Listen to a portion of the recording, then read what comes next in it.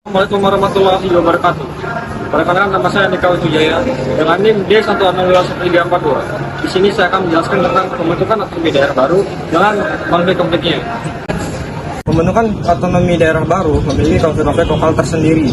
Konflik-konflik lokal ini saya membagi di sini menjadi 4 bagian. Yang pertama dari politik, sosial, ekonomi, dan budaya.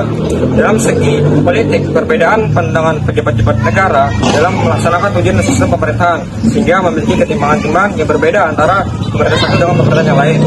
Yang kedua, segi ekonomi, perbedaan pendapatan antara satu wilayah dengan wilayah yang lain akan menimbulkan kontra atau dalam segi pendapatan. Misalnya, dalam satu wilayah yang memiliki potensi wisata alam, sedangkan wilayah lain tidak memiliki potensi, hanya sekedar pertumbuhan saja, sehingga itu akan menimbulkan kecemburuan dari wilayah, maka akan menimbulkan konflik lokal tersendiri.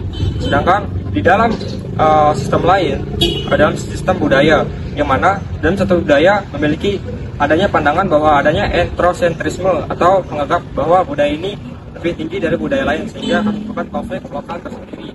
Dan perbedaan pandangan juga terhadap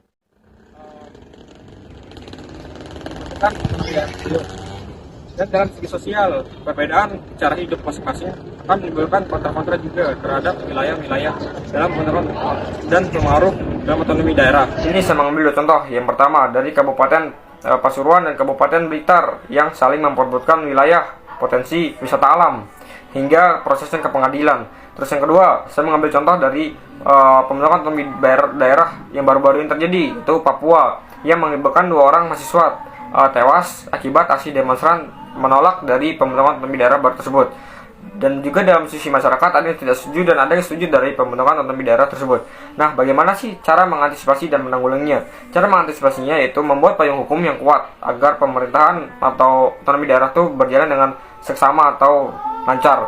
Terus dibentuklah lembaga-lembaga penengah antara otonomi diberikan otonomi tersebut, sehingga itu akan memperlancar jalannya sistem tujuan-tujuannya. Terus mengidentifikasi masalah-masalah yang mungkin akan timbul di dalam pembentukan otonomi daerah tersebut.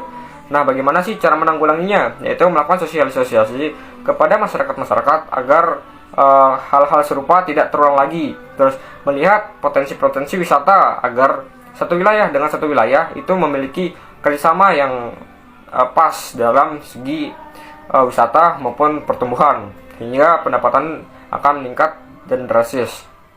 Terus meningkatkan sumber-sumber pemberdayaan dan kerjasama agar lebih kuat dan lebih terjamin dari pembentukannya. Sekian penjabaran saya. Assalamualaikum warahmatullahi wabarakatuh.